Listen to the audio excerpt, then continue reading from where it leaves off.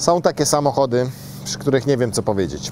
Poprosiliśmy o BMW, o fajne auto do testów, a dostaliśmy takie, że wolałbym chyba jeździć tą kosiarką sąsiada, którą wyciągnął specjalnie z okazji tego, że zaczęliśmy filmować. Takie BMW.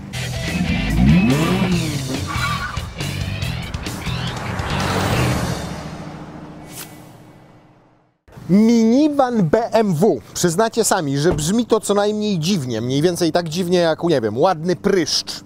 Natomiast zdaję sobie sprawę z tego samo BMW, ponieważ prosi, żeby nie nazywać tego auta minivanem, tylko crossoverem. My jednak swoje wiemy i to jest dokładnie taki samochód jak Renault Scenic, jak kiedyś był Opel Zafira, albo jak Ford C-Max, ewentualnie jak Volkswagen Touran. Minivan. Powtórzcie w BMW, minivan. Nie ma się czego wstydzić, to nie jest chlamydia. I trzeba przyznać, że wyszedł Wam ten samochód, jeżeli chodzi o stylistykę, bo naprawdę patrzycie na niego i jest po prostu ładny. Ma takiego idealnego grilla, nie za dużego, nie za małego. Tutaj ma jakieś, klapeczki, które się otwierają, kiedy trzeba, a kiedy nie trzeba, to pozostają zamknięte. Ma bardzo ładne LEDowe reflektory, już z tymi nowymi łezkami BMW. One są LEDowe, to już powiedziałem, tak? Ma wstaweczki takie satynowe, ma tutaj nawet otwór, który działa, ponieważ tu wpada powietrze, a tu wypada i to się nazywa deflektor. Ma bardzo ładne felgi, jeżeli chcecie za nie dopłacić to parę tysięcy i będzie tak fajnie wyglądała. Ma ładny lakier, zobaczcie jaką ma powierzchnię bocznych szyb, nawet jak z boku się stoi to ładnie wygląda i ładne ma te satynowe listewki, one nie są takie srebrne, tylko właśnie taka satynka i ładna jest ta satynowa listwa i nawet jak z tyłu patrzę, jest taka szeroka w biodrach i nawiązuje bardzo do BMW 1, to też mi się podoba. Są ukryte rury wydechowe, nie ma tutaj żadnych atrap, które by coś udawały. I tu jest satynka i to ma fajną fakturę.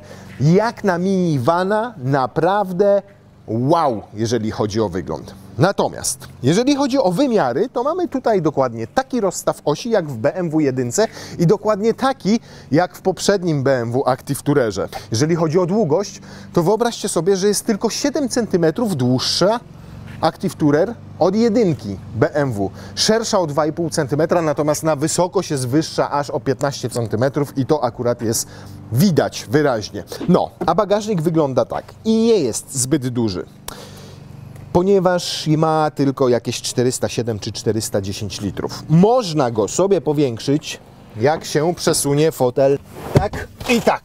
To teraz tego miejsca jest tutaj trochę więcej, natomiast tam powstaje taka luka. Co tutaj mamy? Tu mamy jeszcze taki dodatkowy schoweczek i prawdopodobnie ta pojemność jest wymierzona razem z nim. Za dużo walizek tu nie wejdzie, no umówmy się, jak macie minivana, to chcecie na weekend albo na wakacje wyjechać z dziećmi, więc tę kanapę trzeba przesunąć do tyłu, żeby tam w ogóle ktoś się zmieścił. No i teraz pytanie, ile walizków tutaj wejdzie? To trzeba by zdjąć, nie? Raz i dwa. I się chyba nie zamknie. 415 litrów. Trochę mało jak na minivana i w ten sposób na pewno dwóch dużych walizek nie zapakujecie. BMW radzi, żeby wówczas przesunąć sobie tylną kanapę do przodu, bo ona jest regulowana i wówczas bagażnik powiększa się o 90 litrów. Więc tak, i to przesuwam i tutaj ma się zmieścić dzieciak. No mój chyba się nie zmieści. I wówczas to sobie przesuwamy, tak? A może to wejdzie wówczas wzdłuż? Nie, będzie wystawało. Już tutaj widać, że nie zamkniemy. Tu też nie. O, wtedy tak.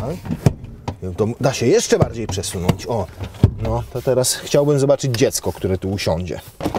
I czy teraz macie na tyle bagażnika, żeby to się zamkło? W imię Ojca i Syna. Ale tak już na pewno wejdą wtedy. Cyk, i cyk, i cyk. I co teraz? I teraz bez najmniejszego problemu. Natomiast problem wówczas powstaje tutaj.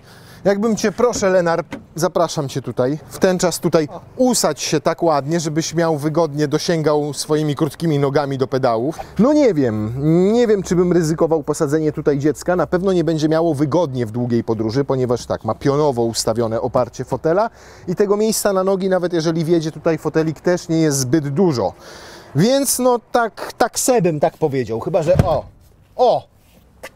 teraz weszły. To już wiecie, jak pakować BMW. Najpierw przesuwa się kanapę do przodu, potem dwie walizki się ładuje i odsuwa się kanapę do tyłu. I wszystko pięknie wchodzi. Tak, dobrze. ciach. Plus za tą przesuwaną kanapę, naprawdę duży plus. Oprócz tego możecie sobie pochylać oparcie, o, tymi dzyndzlami tutaj, tak? Tak. Kanapa, jak widać, jest dzielona w proporcjach 40-20-40, co też ułatwia sprawę, kiedy na przykład chcecie sobie przewieźć jakiś dłuższy przedmiot, o, w ten sposób, na przykład karnisze do zasłon, idealnie, albo grabie z marketu, ewentualnie łopatę, tudzież cokolwiek innego długiego. Zobaczcie, dużo miejsca mam na nogi, mnóstwo na stopy, bo tam jest, zobaczcie, jak wysoko jest ten fotel umiejscowiony. Jest tutaj tradycyjny tunel środkowy, ponieważ auto może występować również z napędem na 4 koła.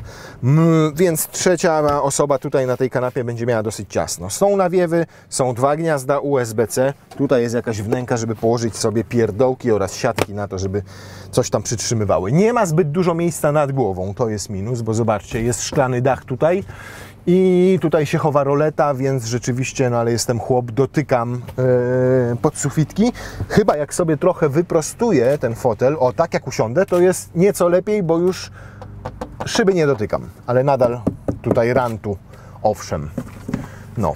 Ale generalnie jest tutaj dosyć wygodnie, natomiast wyraźnie siedzi się wyżej. Zobaczcie, w rzadko którym samochodzie mam podparte uda tutaj w tym miejscu na kanapie, bo zazwyczaj te nogi są o tak wyżej ułożone, a tu mam nawet podparte udka. Fajne wykonanie, nawet tutaj z tyłu. Czuć, że to już nie jest prawdziwa skóra, tylko z plastikowej krowy, ale bardzo ładnie i przyjemnie zrobiona. To jest mięciutkie, nawet to jest tutaj mięciutkie, z takiej przyjemnej gumy zrobione. Fajnie wygląda klameczka, zobaczcie. Bardzo ładnie wyglądają te głośniczki Harmana Kardona. Plastik jest jedynie w tym miejscu, tu, no i wiadomo, tutaj, ale jest to wszystko porządnie zrobione i powiem Wam szczerze, że to są, zobaczcie, nawet jak tutaj jest to ładnie, przyjemnym materiałem obite, mięciutkie. I za te takie ładne głośniczki możecie zapłacić Harmana Kardona tylko 2400 zł. Problem polega na tym, że ładnie wyglądają, ale i owo grają w tym wypadku. Musicie uwierzyć mi na słowo. Natomiast jeżeli chodzi o to wykonanie, to jeszcze tu przejdę do przednich drzwi, bo tutaj są jeszcze ładniej zrobione. To wygląda wręcz na skórę, choć prawdziwą skórą nie jest. Zobaczcie, jak to ładnie jest wykończone. Tu znowu ten przyjemny materiał, który bardzo ładnie się brudzi, ale potem się łatwo spiera. Fajne to drewienko, ta wstawka tutaj i widać, że ono jest prawdziwe, a nie plastikowe. No, pod względem takiej jakości wykończenia i materiałów do tego użytych, no to dużo powyżej jedynki, którą testowaliśmy i byliśmy negatywnie zaskoczeni tym, jak jest zrobiona. Tu sobie możecie kliknąć i obejrzeć, jak ta jedyneczka wypadła. 118 i to było. Nasz samochód nosi oznaczenie 223i. A to oznacza, że jest to jedyna benzynowa 4-cylindrowa jednostka w tym modelu, bo pozostałe są 3-cylindrowe. Natomiast pamiętacie, kiedyś 4 cylindry były w rzędzie ustawione wzdłużnie w BM-kach. Tutaj już mamy poprzecznie ustawiony motor, co oznacza, że napęd wędruje tutaj wyłącznie na koła przednie. Moc 223i wersji to dokładnie 204 konie mechaniczne z silnika benzynowego plus 19 koni z silnika elektrycznego, co razem według BMW daje 218 koni. Jak nie umiecie liczyć tak jak oni, to wasz problem. Jeżeli chodzi o newtonometry, to jest ich tutaj 360 łącznie, czyli 320 plus 55. O. Sprzężono natomiast te wszystkie kunie i te newtonometry już nie ze skrzynią słynną ZF-a 8-biegową automatyczną, tylko ze skrzynią dwusprzęgłową 7-stopniową DCT. Można mieć napęd na 4 koła. Wtedy jest on taki dołączany, czyli nadal macie samochód z przednim napędem, tył jest dołączany i wówczas trzeba zapłacić za takiego X-Drive'a 9000 zł. Przezajebiste wnętrze. Wzorowane już bardziej na tych BMW elektrycznych iX, ale wygląda po prostu świetnie. Macie tak, zaoblone to, takie skierowane trochę jak w dawnych BM-kach w kierunku kierowcy. Wygląda to drewienko i te wszystkie materiały naprawdę fenomenalnie. Zobaczcie, jakie pomysłowe rozwiązania tutaj zastosowano. Tutaj możecie sobie nie tylko telefon, ale nawet tablet włożyć i jeszcze macie uchwyt, który go przytrzyma, żebyście wreszcie podczas jazdy mogli widzieć choćby to, co wyświetla Wam się na ekranie telefonu i nie będzie on latał. 2 cup holdery, czyli cup holdery, ewentualnie uchwyty na kubek, jeżeli wolicie. Tutaj w tym miejscu bez żadnej regulacji, ale powinny pomieścić 2 butelki, tudzież 2 puszeczki z czymkolwiek. Tutaj macie już wiszącą konsolę i ma to swoje zalety, takie jak na przykład tę, że tutaj możecie więcej szpargalów sobie poukładać, ale ma też wady. taką choćby, że schowek jest maluteńki. No tutaj nawet telefon się nie zmieści wzdłuż. Może długopis, 2 monety i paczka kondomów. Ale przecież paczki kondomów nie potrzebujecie, kiedy jeździcie minivanem, ponieważ nie uprawiacie już seksu. Kamerka, żebyście mogli podglądać żonę, która akurat w waszym minivanie może uprawia seks, tylko akurat nie z wami, ponieważ macie minivana. A tak serio, to ta kamerka jest po to, żebyście mogli podglądać na smartfonie, co dzieje się we wnętrzu samochodu z aplikacji. Bardzo podobają mi się detale. Takie detale, zobaczcie, jak tutaj ten dzyngiel do zmiany przełożeń. Jaki fajny, fikuśny. Brakuje już pokrętła iDrive, jak widzicie, i tego całego menu, ponieważ jest tutaj 8. generacja systemu, a 8. generacja oznacza, że wszystkim steruje się z dotyku. O, 10,7 cala, całkowicie nowe menu.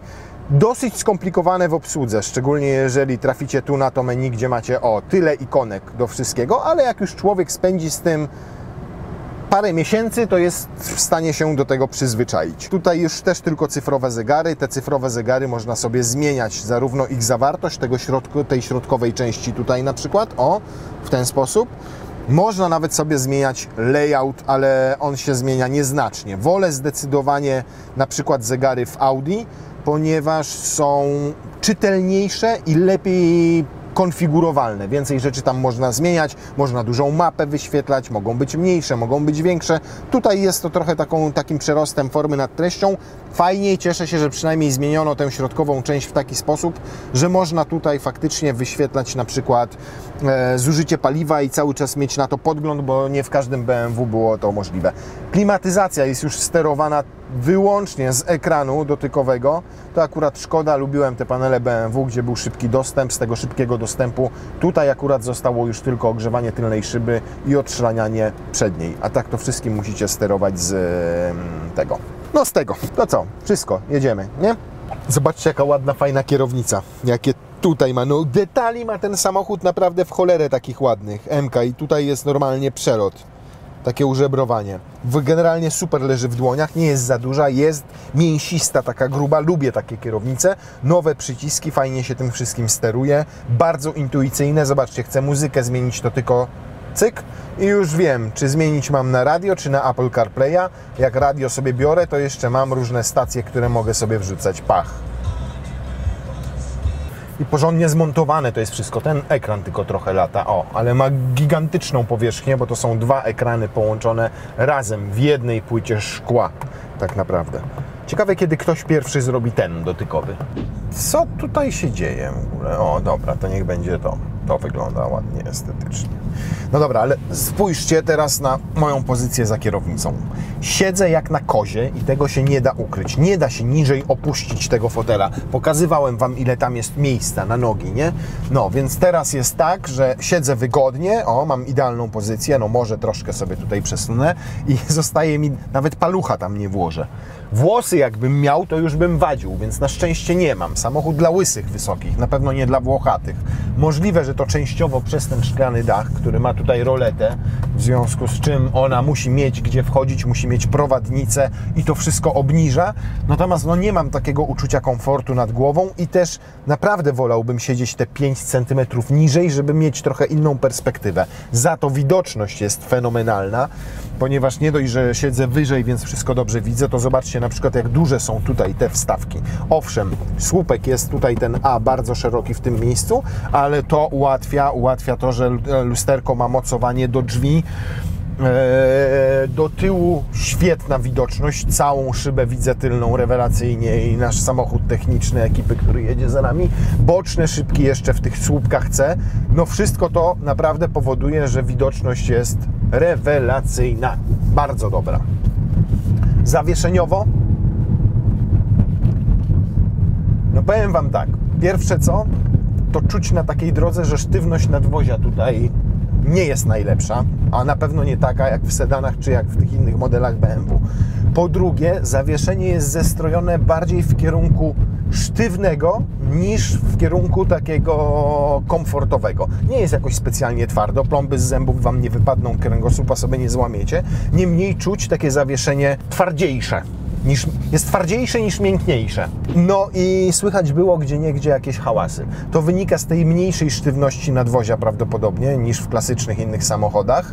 Natomiast ta jakość wykonania sprawia, że macie wrażenie, że tu jest wszystko solidnie, super zmontowane, a jak jedziecie po takiej gorszej drodze, no to już gdzieniegdzie się dobywają te różne dźwięki i hałasy. Nie jest to jakieś skrzypienie wielkie i tak dalej, ale jak po kilkudziesięciu tysiącach kilometrów jazdy czasami po takich drogach, myślę, że mogą być już słyszalne. Gdzieś tam jakieś stuki, trzaski, szmery i trochę więcej tych dźwięków będzie wydobywała z siebie BMA. Bardzo wygodne fotele. Nie dość, że ładnie wyglądają, zobaczcie, tutaj mają te rąbki takie, te niteczki, wysoko poprowadzone, zobaczcie, jak nawet łopatkę tutaj ten sportowy fotel trzyma. Mam je wysoko, może tu w kamerze nie będzie tego tak dobrze widać, ale czuję się mega komfortowo na tym fotelu. Duże, długie ma podparcie tutaj pod nogi, nawet tutaj, o właśnie, pod uda, prawie pod kolana podchodzi i można sobie zrobić kołyskę i jak się zrobi kołyskę, no to jest petarda komfortowo. I nawet w tej wersji mamy, słuchajcie, to, czyli funkcję masażu. Jak ją sobie uruchomię, to ona polega na tym nie, że tam są jakiś kompresorek i jakieś uciski i pompowane kuleczki czy coś, tylko to jest po prostu podparcie lędźwiowe, które wędruje. A teraz pokażę Wam naprawdę najpiękniejszą rzecz w tym aucie. To jest feature. To jest coś naprawdę niesamowitego. To jest coś, co każdy powinien wybrać od razu. Tada! Najohydniejszy head-up. W ogóle nie nazwałbym tego head-upem. To jest płytka z wyświetlaniem kilometrów na godzinę i ewentualnie znaków ograniczenia prędkości. Jak to można head-upem nazwać? Wytłumaczcie mi. Head-up to jest na szybie ładnie wyświetlane, a to jest gówno, a nie head-up, więc jeżeli będziecie mieli wersję z tym, znaczy przede wszystkim do tego nie zamawiajcie, bo to są pieniądze wyrzucone w błoto. Proszę sobie to schować i wtedy najlepiej to sobie tam trzymać jakieś szpargały. Tam jest wtedy półeczka i możecie sobie tam trzymać klucze, możecie sobie tam, co tam można sobie włożyć? Idealnie, jak macie słuchawki, zobaczcie. To jednak sobie zamówcie head-up, po to, żeby tam mógł sobie graty trzymać. Tryby jazdy. Nie ma tutaj już tego przycisku Sport, Comfort i coś tam. Macie My Modes i w tych My Modes macie Personal, który teraz jest aktywny, Sport albo Efficient. Jak sobie włączę Efficient, trochę się zmienią te zegary tutaj w tym momencie i w tym Efficient samochód jedzie jak Mild Hybrid, czyli jak zdejmę nogę z pedału gazu, no to on sobie wyłącza ten silniczek. Nie? I jedzie na biegu jałowym i faktycznie oporów toczenia prawie tutaj na kołach nie ma. Zobaczcie, tak wytraca powoli prędkość. Teraz wyczuł samochód i przyhamował. To fajne. Kładziecie nogę na gazie, silnik się włącza i typowo dla Mild Hybrid mija ta chwila, jest taka drobna zwłoka, zanim samochód włączy silnik, wrzuci bieg i zacznie jechać. Uwaga, 3, 2, 1. Raz, 2, 3. Takie... Powiedziałbym, że jest ciut lepiej niż w grupie Volkswagena z tym Mild Hybrid, niemniej czuć to opóźnienie również. Natomiast jak sobie jedziecie delikatnie i płynnie, no to w zasadzie jakbyście jechali elektrykiem. Jest tak wyciszony tutaj w środku do tych 2000 obrotów, czy tam 2,5, że niczego nie słychać. Jak sobie wrzucicie inny tryb, czyli tryb na przykład Personal, to ten efekt Mild Hybrida znika. Dajecie gaz i samochód naprawdę przyjemnie zaczyna odjeżdżać do przodu. Zobaczcie, teraz sobie zwolnimy i uwaga, 3, 2, 1 i on w zasadzie od razu jedzie. Nie wrzuca tu niepotrzebnie wyższego biegu, nie wrzuca luzu, nie wyłącza silnika, więc w każdym momencie jak zdejmujecie i dodajecie gazu, to odjeżdżacie. Czuć w tym 2-litrowym, 4-cylindrowym silniku też, że tego momentu jest tutaj wystarczająco, że nawet ta elektryka daje trochę tego momentu, te 55 Nm, bo i to jest tryb ten taki normalny do codziennej jazdy. Przepraszam bardzo. Bo macie jeszcze tryb Sport. I jak se wejdziecie w tryb Sport, no to się tu zaczyna dziać. Uwaga. Jakby kozę zażynali. Sztuczny dźwięk silnika. Jest tam jakiś głośniczek, który emituje dźwięki i prawdopodobnie są to dźwięki zażynanego osła. Najlepiej zrobicie, jeżeli chodzi o ten samochód, jak sobie wejdziecie w Personal i zostawicie to raz na zawsze. Jeszcze jedno. układ kierowniczy. Oczywiście w normalnej takiej jeździe, no to niczego mu nie brakuje. No czego potrzebujecie? Przepraszam bardzo, skręcacie w lewo, samochód skręca w lewo. Skręcacie w prawo, samochód skręca w prawo. Jest zakręt, wy nic nie robicie, tylko siedzicie sobie tak i skręcacie sobie. I jest super. Natomiast BMW przyzwyczaiło nas przecież do tego, że te układy kierownicze u nich zawsze były takie mięsiste, takie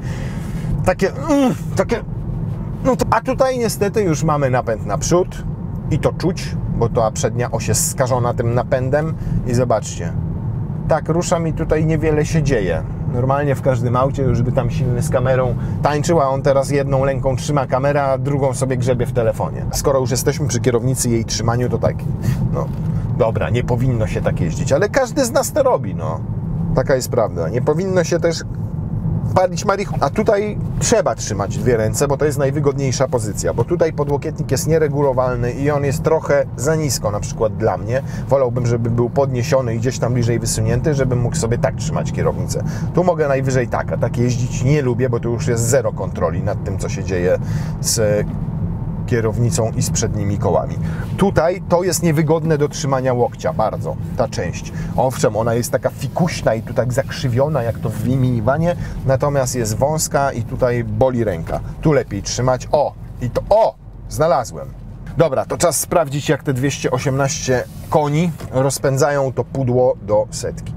A mówię pudło, bo w materiałach prasowych napisano, że zoptymalizowano masę tego samochodu. Wiecie, co w języku BMW oznacza zoptymalizowaną masę? Ano, że dojechano tu 120 kg różnych gratów. Nowa dwójka Active Tourer jest 120 kg cięższa, z podobnym silnikiem, co poprzednia. A my jeszcze mamy cięższą wersję, bo mamy przecież wszystkie te szklane dachy, dodatki, seratki i tak dalej. Harmany, kardony. BMW twierdzi, że to raptem 7 sekund do setki. Ustawienia. Dynamika jazdy Sport, Sport Plus, DSC Off, jest, tu się znalazł teraz, brawo! Układ Sport, DST dezaktywowane, tutaj zrobimy...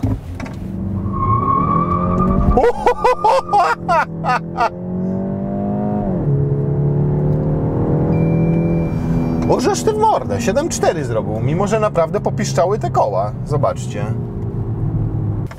To teraz spróbujemy zrobić tak, żeby nie zabuksował kołami.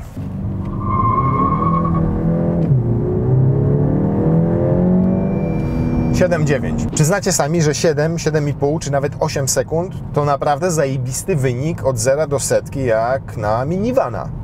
Pamiętajmy, że ciągle mamy do czynienia z minivanem, więc to nie jest tak, że on da jakąś wielką radość, natomiast nie będziecie też ostatnią łajzą, no chyba, że kupicie sobie słabsze wersje, bo tutaj się zaczyna od 118D i od 118i, które są 3-cylindrowcami i zbyt dużo tej mocy nie mają, szczególnie jak załadujecie już bagażami, dzieciakami, żoną, no to wówczas możecie mieć naprawdę problem z tym, żeby jeździć sprawnie. I jeszcze zaraz zobaczymy, ile ten silnik pali, bo BMW chwali się, że pali naprawdę bardzo rozsądne ilości paliwa, rzędu 6-7 litrów, jak jedziecie sobie w dłuższą podróż. No to przy 6-7 litrach to naprawdę nie ma co się cykać, tylko trzeba brać benzynę, a nie diesla, moim zdaniem. Ciach, wyzerowane, 120 na godzinę, idealne warunki, brak wiatru, 26 stopni Celsjusza, włączony tempomat, nic nie oszukiwane. Kierownica, jak nie trzymacie jej w dłoniach, daje Wam sygnały świetlne i jednocześnie tu się pojawia znak. Łapaj, łapie. Jest już pojemnościowa, więc nie oszukacie jej wsadzając butelkę albo cokolwiek tutaj. Obciążę to jeszcze bardziej. No, już pokazuję, widzicie? Żeby łapać kierownicę. To jak sobie tak jedziemy, to jeszcze możemy sobie porozmawiać o cenach. Podstawowa wersja kosztuje 140 parę tysięcy złotych. Nasza z tym silnikiem 223i kosztuje wyjściowo 167 tysięcy złotych, ale naprawdę wyposażenie seryjne jest już niezłe, bo dostajecie wyświetlacze cyfrowe, bo dostajecie nawigację, bo dostajecie LEDowe reflektory, bo dostajecie automatyczną klapę bagażnika, dostajecie automat, dostajecie nawet, uwaga, kamerę cofania w BMW. W standardzie. Na Boga, co tam się zmieniło, na czym Wy zarabiać chcecie teraz w tym BMW. A tak serio, to autentycznie wyposażenie podstawowe jest już całkiem rozsądne jak na minivana. Bardzo dobre, jak na BMW. Natomiast nie oznacza to, że nie możecie jej sobie dopakować, bo nasza wersja, ta, której tutaj siedzę teraz, kosztuje 235 tysięcy złotych. Ale ma na przykład pakiet M-Sport i te fajne fotele. I ten pakiet kosztuje dużo pieniędzy. 14 tysięcy złotych. Sportowe fotele, adaptacyjne zawieszenie, czarna podsufitka. 19-calowe felgi. Kosztują 7400. No i mamy też zbiornik paliwa zwiększony o 9 litrów, co kosztuje dodatkowo 300 złotych. Ale akurat ten zbiornik warto zamówić, bo na 9 litrach, słuchajcie, tym samochodem będziecie w stanie przejechać w takich warunkach nawet 180 km. Zobaczcie na średnie spalanie teraz. 5 litrów średnio przy 120 km na godzinę. Jest mega ekonomiczny. Pojeździłem nim trochę, przejechałem trasę Warszawa, wróciłem do Grodziska, pokręciłem się po Grodzisku, potem znowu wjechałem na ekspresówkę, jechałem normalnie i zużycie paliwa cały czas oscylowało średnie w okolicach 7 litrów. Naprawdę z dynamicznej całkiem jazdy. Bardzo przyjemnie działa ta autonomia, tak subtelnie, delikatnie, świetnie utrzymuje w pasie ruchu samochód, nie ma tutaj żadnych niepotrzebnych szarpnięć, bardzo ładnie reaguje kierownica, tylko trzeba ją cały czas w dłoniach trzymać, delikatnie hamuje przed poprzedzającym autem, potem płynnie przyspiesza, więc warto akurat domówić sobie tutaj te systemy asystujące, bo ułatwiają jazdę. Jeżeli jeszcze mówimy o miejscu pracy kierowcy, to fotel jest wygodny, pozycja za kierownicą zbyt wysoka, tak jak mówiłem. Przeszkadza mi tu też momentami ta środkowa konsola, która akurat jest dosyć plastikowa w tym miejscu i moja noga się tutaj opiera, ale osoby z krótszą łapą nie będą miały problemu. Znaczy nogą. No teraz znowu zwolniliśmy parę razy do 110, trzeba było do 120 przyspieszyć i mamy 5,7 litra, 5,6 i będzie tak w okolicach 6. Mówię Wam z ręką na sercu, że w codziennym użytkowaniu mieszana jazda, trochę miasta, ekspresówka, droga szybkiego ruchu, dosyć dynamiczna, nie trzeba być w żółwym tempie tego robić, będzie skutkowała spalaniem w okolicach 7 litrów. No, żeby się zabezpieczyć przed pozwami, powiem, że w okolicach 8 litrów i to już naprawdę wszystko. Chyba że będziecie pałowali, jeździli jak nienormalni, no to dyszkę żłopnie. Reasumując, mamy tutaj naprawdę bardzo fajnego minivana. Przestronnego, z tym bagażnikiem, z tą kanapą, z tym przesuwaniem i tak dalej. No nie wiem, każdy może znajdzie tam jakiś złoty środek dla siebie. Ja uważam, że przy całkowicie przesuniętej kanapie do przodu jest za mało miejsca na nogi, BMW twierdzi inaczej, natomiast uważam, że przy maksymalnie odsuniętej do tyłu jest za mało miejsca w bagażniku. Może trzeba kanapę ustawić dokładnie w połowie i wszyscy będą szczęśliwi. Kwestia pokombinowania. Bardzo mi się podoba deska rozdzielcza. W nowoczesnym stylu, w ogóle nie minivanowa. Takie detale, jak ta kierownica w tym miejscu, wszystko to sprawia, że naprawdę jest to bardzo ładny, fajny, super minivan dla rodziny. Problem polega na tym, że to nie jest fajne BMW.